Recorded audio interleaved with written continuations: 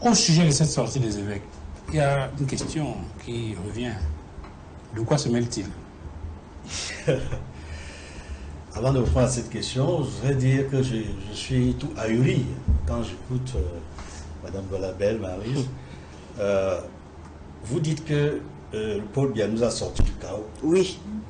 Depuis Bakassi, avec Bakassi, on aurait pu avoir une guerre avec le Nigeria. On ne l'a pas eu. Après, il y a eu les années de Braise, ça aurait pu basculer. Ouais. C'est vrai, la société civile et les autres politiques, le peuple camerounais, là, tout le monde a essayé qu'on ne bascule pas. Mais c'était lui le patron. S'il avait été maladroit ou alors violent, on aurait pu basculer dans quelque chose d'irréparable. Après les années de Braise, nous avons eu 2008. Avec les émeutes de ce qu'on appelait la faim, mais qui étaient en fait les émeutes de la révision constitutionnelle. Et là aussi, on aurait pu basculer. Parce que quand Douala bascule, ça devient quand même difficile. Mais il a pu tempérer. Oui, c'est toi qui m'as posé la question. Je vous comprends. Sauf que vous parlez de ce qui s'est passé avant et non pas de ce qui se passe aujourd'hui. Je vais expliquer. Le Cameroun n'est pas loin du chaos. Parce que dans le grand nord du pays, depuis 2014, Paul Biya a déclaré la guerre au Boko Haram. C'est Paul Biya qui a déclaré la guerre. Paul Biya à Paris, en France, lors d'un mini-sommet avec le président. Mais il y avait déjà des agressions. Il a déclaré la guerre au Boko Haram. Ce sont des faits historiques. Mais le Boko Haram avait déjà fait des intrusions au Cameroun. Bien sûr. Alors, c'est lui qui déclare la guerre au Boko Haram. Il a dit je déclare la guerre au Boko Haram. Alors, mais toi, quelqu'un vient... Vous permettez que je continue, madame?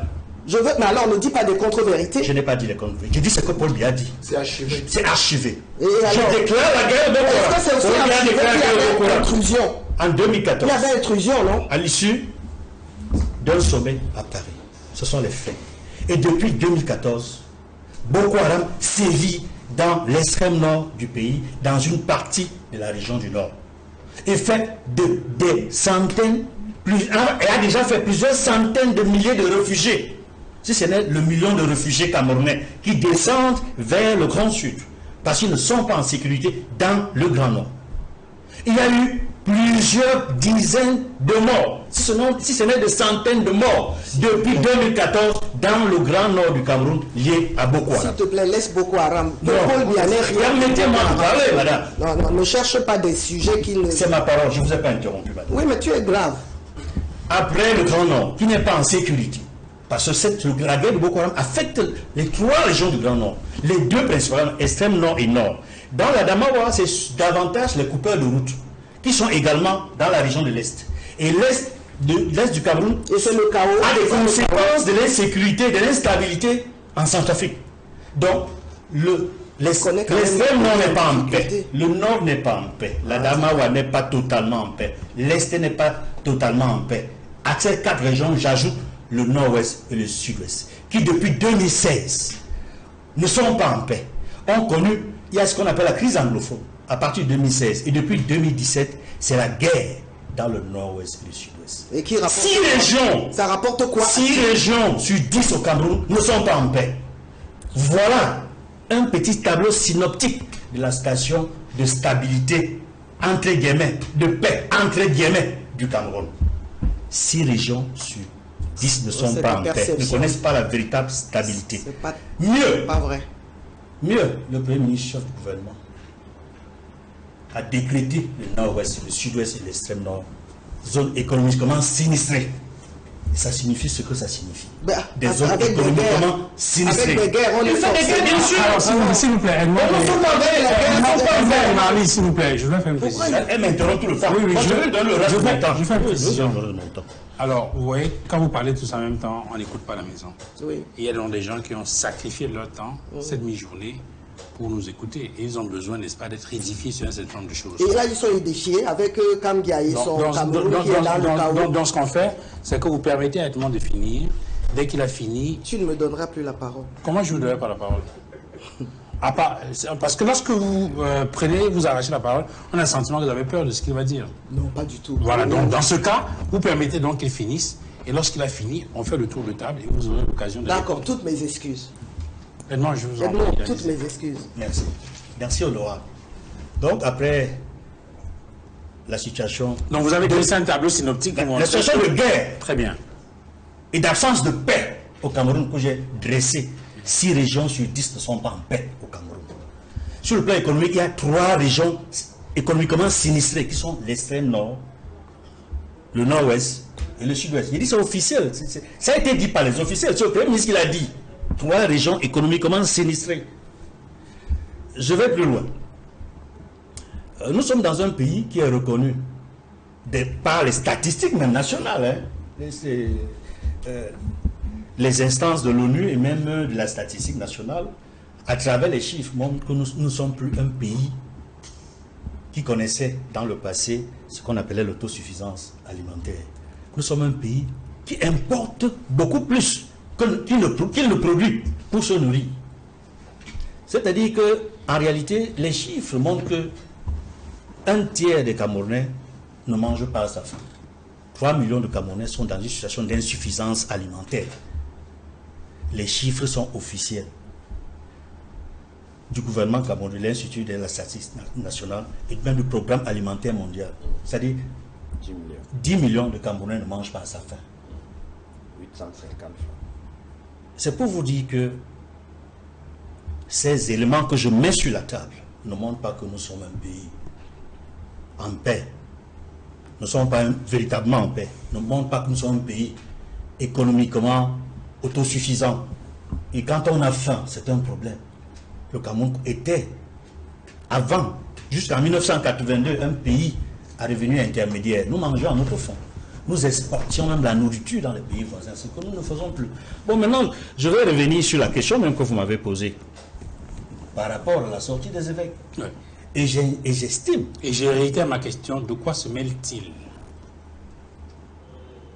Les évêques sont dans leur rôle. Et je vais expliquer pourquoi. Je vais lire le code de droit canonique. Et je vais l'expliquer. Le canon 375 du code de droit canonique dit ceci, je cite, paragraphe 2. Par la consécration épiscopale elle-même, les évêques reçoivent la charge de sanctifier, celle d'enseigner et de gouverner. Mais en raison de leur nature, ils ne peuvent les exercer que dans la communion hiérarchique avec le chef et les membres du clergé. Fin de citation. En fait, c'est 3 rôles. Je l'ai dit, gouverner, sanctifier, enseigner. Et ce qui est en train de se passer en ce moment, c'est le prolongement du rôle d'enseignement des évêques. Ils enseignent le peuple de Dieu dans leur diocèse. Chacun enseigne le peuple de Dieu dans son diocèse. Et dans tous les domaines. Et je veux vous rappeler ce que dit la doctrine sociale de l'Église catholique. La doctrine sociale a 4 piliers. La dignité humaine, le bien commun, la subsidiarité et la solidarité. J'insisterai sur les 2 points, les 2 premiers points. La dignité humaine et le bien commun. Et vous comprendrez davantage pourquoi je dis que la sortie des évêques et même leurs propos rentrent dans la pédagogie. Et voici exactement, avant de développer, je vais redire ce qu'eux ils ont dit. Quelques extraits que j'ai écoutés et que j'ai pris la peine de noter. D'abord, dans une sortie, extrait, RFI, Monseigneur Samuel Cléda, sur RFI, interrogé l'archevêque métropolitain de Douala, sur RFI, justement, au sujet de la candidature de Paul Biya à l'élection présidentielle. Voici ce qu'il dit. Cela n'est pas réaliste. Et dans le même entretien, il dit, nous sommes des êtres humains. À un moment donné, nous quittons ce monde, nous ne pouvons pas faire des miracles. Fin de citation. Je prends le Monseigneur Jean Barga, archevêque métropolitain de Yaoundé, l'extrait que j'ai recensé. C'est déjà l'année jubilaire, c'est bientôt l'année électorale. J'ai donc exhorté les fidèles à ce qu'ils prennent leurs responsabilités historiques en ce qui concerne la nation à travers les décisions à prendre. Responsabilité historique. Voici le troisième extrait, Monseigneur Yaouda Urgo, évêque de Yagua. Voici l'extrait que je prends. On ne va pas souffrir plus que ça encore. On a déjà souffert. Le pire ne viendra plus. Le pire ne viendra pas. Même le diable, qu'il prenne d'abord le pouvoir au Cameroun, on verra après. Amen. Fin de citation. Enfin, je prends l'extrait de Monseigneur Emmanuel Labo, évêque de Ngaoundéré. C'est un extrait un peu plus long, mais dont vous allez comprendre le contenu. Il dit, c'est des questionnements. Comment est-il possible que l'appel désespéré à l'aide des Camerounais ne pousse pas les responsables de ce pays à vouloir mettre fin aux trop nombreuses souffrances des Camerounais? C'est une question. Il dit aussi, on interdit aux Camerounais d'exprimer leurs souffrances en leur promettant que l'État est un rouleau compresseur, un moulinex qui réduira en pâte tout Camerounais qui osera exprimer sa souffrance. Qui va-t-on gouverner lorsque l'on aura broyé tous les Camerounais dans le moulinex ou qu'on sera passé sur eux avec le rouleau compresseur? Comment peut-on promettre la mort à ceux qui ne demandent qu'un minimum? Fin de citation. Maintenant, je voudrais comprendre effectivement leur rôle dans leur triple mission de gouverner, d'expliquer, d'enseigner et de sanctifier. Ça, c'est un enseignement. Parce qu'ils sont au quotidien avec les Camerounais, de toutes les catégories sociales. Ils connaissent la misère, la pauvreté, les souffrances des Camerounais, qu'ils côtoient tous les jours que Dieu a fait dans leur diocèse, autant que leurs prêtres. Ils voient comment se dégrade de jour en jour la situation sociale, économique du Cameroun, la situation politique du Cameroun. Et ils ont le devoir,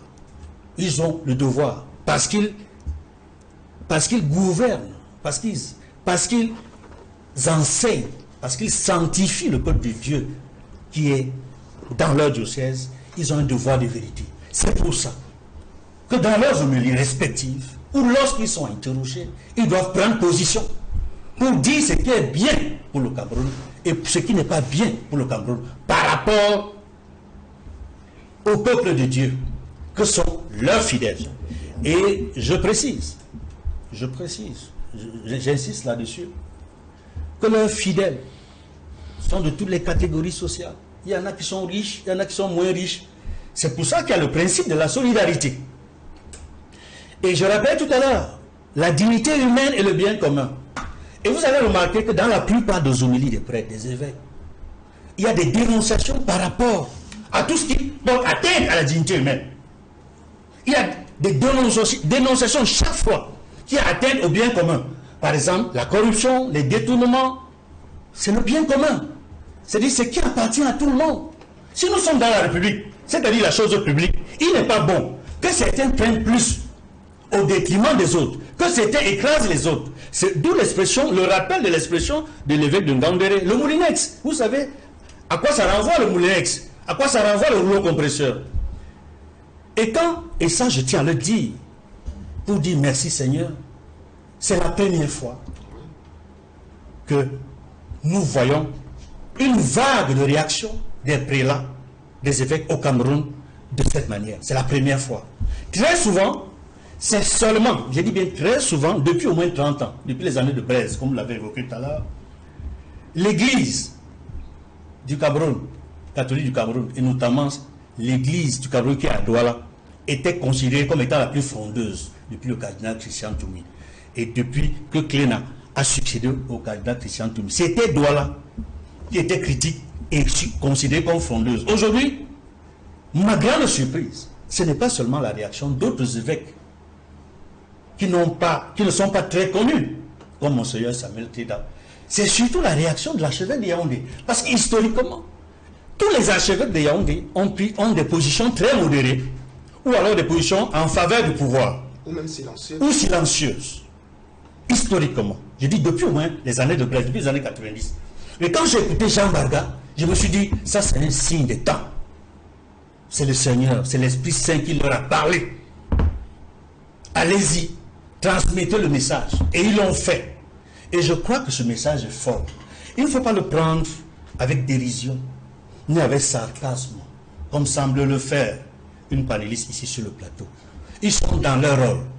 Ils n'ont pas outrepassé leur rôle. Ils dénoncent tout ce qui nuit à la dignité humaine. Or, la pauvreté des Camerounais, les souffrances des Camerounais, c'est la souffrance du peuple de Dieu.